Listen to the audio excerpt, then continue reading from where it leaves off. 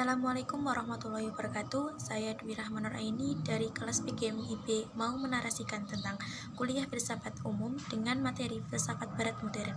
Ada berapa sih filsafat barat modern itu dan apa pengertiannya? Simak video berikut ini. Filsafat barat modern terdiri dari 6 jenis filsafat, diantaranya yaitu ada filsafat rasionalisme. Apa sih rasionalisme itu? Yaitu filsafat rasionalisme merupakan aliran yang meyakini bahwa pengetahuan berasal dari akal manusia. Pendiri rasionalisme yaitu René Descartes dari Prancis. Yang kedua yaitu filsafat empirisme. Empirisme merupakan aliran yang berpendapat bahwa pengetahuan berasal dari pengamatan dan pengalaman. Pendiri dari aliran ini yaitu Francis Bacon, filsuf dari Inggris. Dan yang ketiga yaitu filsafat kritisisme.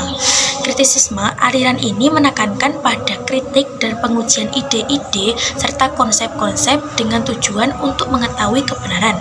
Pendiri dari aliran kritisisme ini adalah Immanuel Kant 1724 sampai 1804, filsuf dari Jerman. Yang keempat yaitu positivisme. Aliran ini meyakini bahwa pengetahuan dianggap benar manakala bersifat logis, empiris, dan dapat dibuktikan secara metode ilmiah yang rasional melalui observasi sesuatu yang tidak dapat diukur. Tokoh dari aliran ini adalah Isidore Auguste Marie Francois Xavier Comte atau Auguste Comte yang lahir di Montpellier, Prancis tahun 1798. Beliau meninggal dunia karena penyakit kanker yang diderita pada tahun 1857. Yang kelima yaitu eksistensialisme, merupakan aliran filsafat barat modern yang memandang manusia sebagai suatu makhluk yang harus bereksistensi atau aktif dengan sesuatu yang ada di sekelilingnya, serta mengkaji cara kerja manusia ketika berada di alam dunia ini dengan kesadarannya. Aliran ini menekankan pada kebebasan tanggung jawab dan nilai-nilai kehidupan manusia. Eksistensialis percaya bahwa manusia bertanggung jawab untuk menekankan makna hidup mereka sendiri. Tokoh dari aliran ini adalah Jean-Paul Sartre, filsuf dari Prancis, Paris. Yang keenam dan yang terakhir ini yaitu filsafat pragmatisme. Aliran ini menekankan pada praktik dan pengalaman sebagai sumber pengetahuan. Pragmatisme menganggap bahwa pengetahuan berguna jika dapat diterapkan pada kehidupan atau masalah yang nyata dan bisa memberikan manfaat. Dalam hal ini, pengetahuan harus memperhitungkan konteks dan pengalaman. Ada 3 tokoh dari aliran ini adalah yang pertama Carl Sanders, yang Paris Joyce, yang kedua William James, dan yang terakhir John Dewey. Sekian penjelasan dari beberapa filsafat barat modern. Baik, untuk selanjutnya saya akan menjawab dan menjelaskan soal nomor 2, yaitu jika epistemologi barat hanya sebatas mengkaji hal-hal yang sifatnya logis dan empiris saja dengan menggunakan cara kerja aliran-aliran filsafat barat modern, maka bagaimana dengan hal yang bersifat metafisik dan di luar nalar yang tidak bisa dipecahkan dengan epistemologi barat? Sementara dalam agama, terutama agama Islam, banyak hal-hal yang bersifat metafisik yang dikaji. Maka epistemologi yang seperti apa yang akan kalian gunakan untuk bisa mengkaji semua itu, baik yang fisik dan metafisik? Mengingat struktur bangunan pengetahuan Islam tidak memisahkan antara ilmu pengetahuan dengan ilmu agama.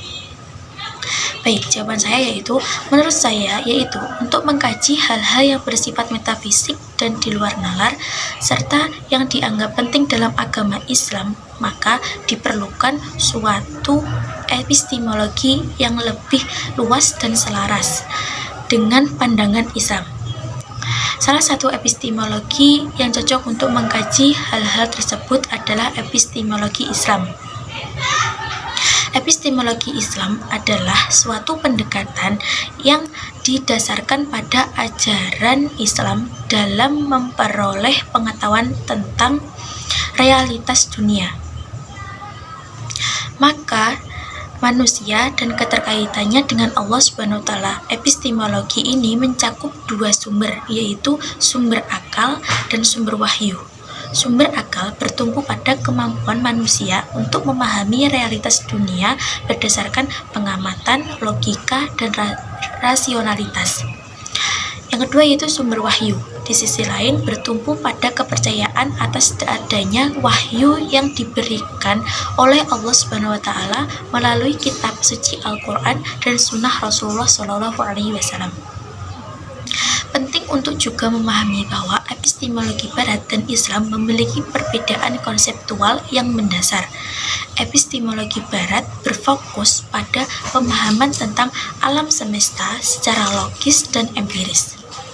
Sedangkan dalam pandangan Islam, pengetahuan berasal dari dua sumber utama, yaitu wahyu dan akal.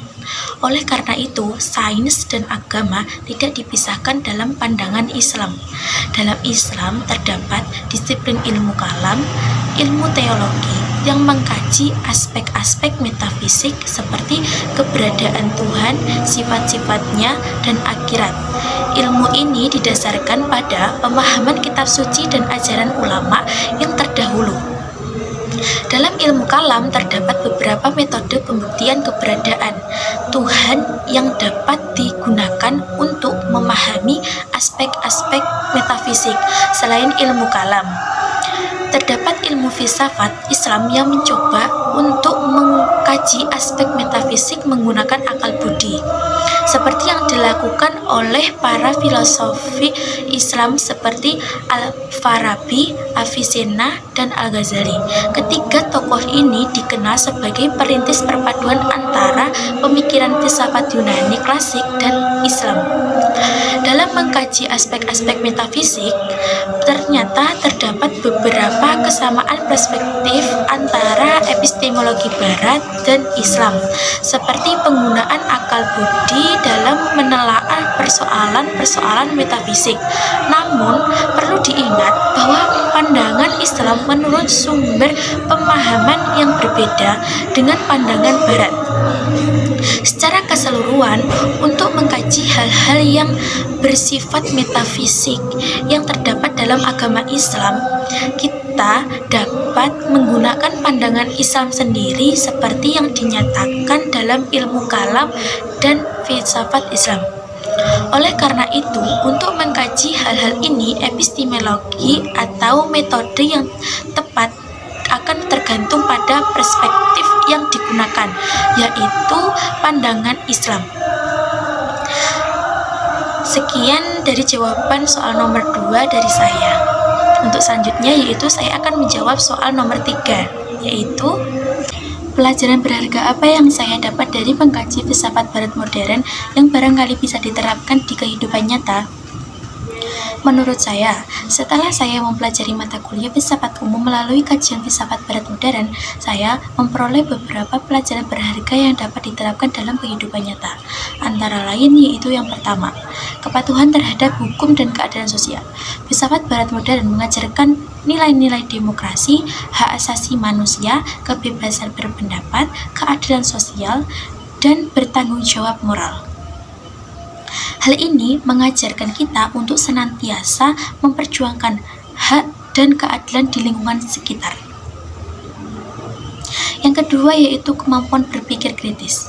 Salah satu inti dari filsafat Barat modern adalah kemampuan berpikir kritis, analitis, dan logika dalam pengambilan keputusan dan permasalahan hidup sehari-hari.